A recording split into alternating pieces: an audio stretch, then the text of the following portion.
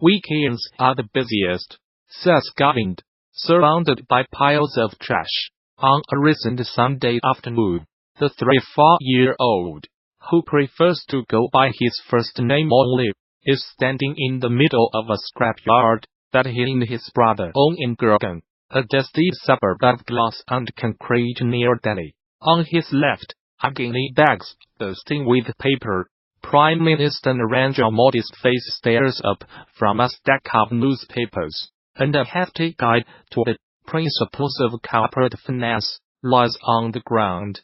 Then comes a mound of glass, plastic, metal and a quick glance through the can of low-cost deodorant, plastic bottles of Coca-Cola's, Glacial Smart Water, a brown suitcase and a few bicycles. This is Shiv Scrap Dealers, owned by Govind and his brother, Joginder, seasoned purveyors of trash. For more than 10 years, they have been sifting through what other people discard or extract every last bit of value from it. The trash has changed over the years, says 48-year-old Joginder, who was the first to start collecting scrap. Everything is lighter. There is a lot more plastic than before, and silver has replaced copper wearing, which is more valuable. He says they used to make about 50,000 rupees, $700, 560 a month on average, but their profits have nearly halved in recent years. The yard shares a wall with an apartment building, and leafy trees block the sun. Sheets of corrugated metal serve as a roof to protect paper and cardboard. Everything else lies under an open sky. Since both brothers spend so much time here, there is a stove in the corner where they can make tea, and a bed where they take a quick nap or sleep when they stay the night. Joginder says they take turns to guard the scrap. He explains, with a touch of pride, that all of this leftovers from other people's lives is worth thousands of dollars, a fortune in India. Scrap dealers are what Indians call kabaddi-wallahs. Dealers are at the heart of the country is largely informal, but robust recycling industry. Most Indian cities do not collect waste door to door, or even segregate it, says Roshan Miranda, founder of Waste Ventures, a waste management company. But Indians are generating more waste than ever as processed food takes over kitchens, cheap electronics fly off the rack, and home delivery apps fill up phones. And a deep-rooted sense of thrift, the same one that has fueled India as famous jugaad, our cheap innovation, has spawned a vast and indispensable network of informal waste pickers. India generates some 62 million tons by the government's estimate, but there is no clear data on the workforce that collects, sorts and sells it. Although kabaddi-wallahs have been around for decades, riding their rickshaws through neighborhoods, Govind is a more modern version. He uses a backpack, drives a white van and runs a registered, tax-paying business. He is tall, lanky and speaks languorously. He finished school but never went to college. He lives with his wife and two sons, 13 and 10 years old, in a neighborhood about 15 comes away. He started collecting scrap a few years after his brother.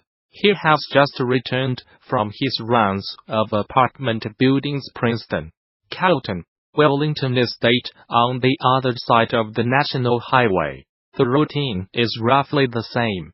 Starting at 9 o'clock local time, 3:30 GMT, he spends up to 8 hours every Saturday and Sunday ringing the doorbell at hundreds of homes spread across 12 sq 5 sq miles, and he is greeted with a week's worth of junk stacks of books and paper, cardboard boxes from Amazon, and other retailers filled with assorted plastic, a tangle of wires, metal in all shapes and sizes. He visits all and then pays up.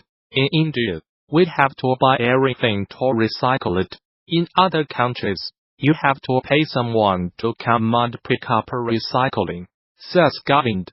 He knows this because some of his customers, who are foreigners working in India, told him they are the only ones who do not bargain. He adds, but this financial incentive is perhaps why so many households segregate at least some of their waste, and it's also why waste pickers salvage everything they can. India recycles and reuses some 90% of PET, the strong, versatile plastic that is used to make bottles and containers, according to official data, released in 2017. That is more than Japan or even Europe. The bulk of Govind's whole 80% is paper. Every week, he collects about 000 kg 4 500 pounds of newspapers, magazines, books and cardboard.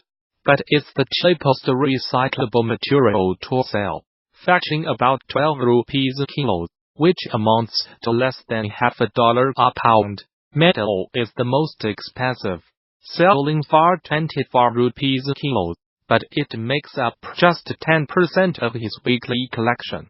He says people do not segregate plastic the way they do paper, utensils, electronics.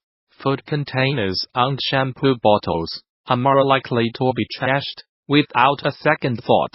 We get very little plastic because it goes into the garbage. He says, what we get is clean. There are two kinds of waste pickers in India: clean waste pickers, such as Govind, who collect the recyclables that have already been segregated, and rag pickers, who sift through garbage bins and landfills for recyclables. The guys who go to houses and pick up waste consider themselves higher than those who do it in landfills, says Mr. Miranda, whose company works with rag pickers to segregate waste for recycling. Most rag pickers in India belong to the lower castes, since the job is considered unclean. Govind is a Brahmin, which is Hinduism's highest caste, and has historically distanced itself from menial jobs. He says he is not ashamed of what he does, but does not want his face to be photographed. During the week, he drives a school bus, and he is concerned the children or their parents would frown on his job as a scrap dealer if they found out about it. The scrapyard gets a steady stream of visitors. Rag pickers bring what they have salvaged for sale, as do people who live in the surrounding neighborhoods. Some people even come and buy old furniture or utensils that have turned up as scrap. It's a shop. Anyone can come anytime. They are all customers, says Joginder. After all the buying and selling, the sorting begins. The paper goes to a warehouse in Palam, the Delhi suburb, and then makes its way to factories in neighboring Uttar Pradesh state. Metal goes to Mayapuri in West Delhi, one of India's largest markets for scrap metal. Plastics go to factories across Gurgaon, part of a recycling industry that is growing fast, and e-waste ends up in Selampur in northeast Delhi, the sprawling, infamous hub for electronic scrap. We get a lot of things we do not understand. Joginder says, air purifiers are small lags. We do not realize what it is until we break it open. Since wiring, copper scrap and electrical parts are the most expensive, they often break down machines with their bare hands to get to them. So in a heavily polluted city like Delhi, Joginder dismantles air purifiers so he can sell the parts. The job comes with its dangers. Govind has cut himself several times on sharp objects. He says he heard of a scrap dealer who opened a glass bottle, and the chemical that spilled out of it burnt his skin off. He has also got used to the stranger aspects of the job. We get to know everything about people's lives, he says, blushing. He knows when a family has ordered a new TV, or when someone has had a party, and sometimes he ends up with strangers, memories, photo albums, keepsakes, or souvenirs. We get lots of photos, especially wedding photos on albums. Joginder says, we'll sell them along with newspapers. What can we do with them? Joginder has sold games, toys and even a pair of roller skates to children from the neighborhood. But some things they take home. I have 2X air conditioning units at home from here, he says. There are things the brothers do not like about the job: handling plastic packaging with bits of meat stuck to it, picking up breaking bottles of alcohol. Govind is a vegetarian and a teetotaler. Sometimes they throw diapers in the same pile, and even other things that I cannot mention, says Joginder, likely referring to sanitary napkins. But, he adds,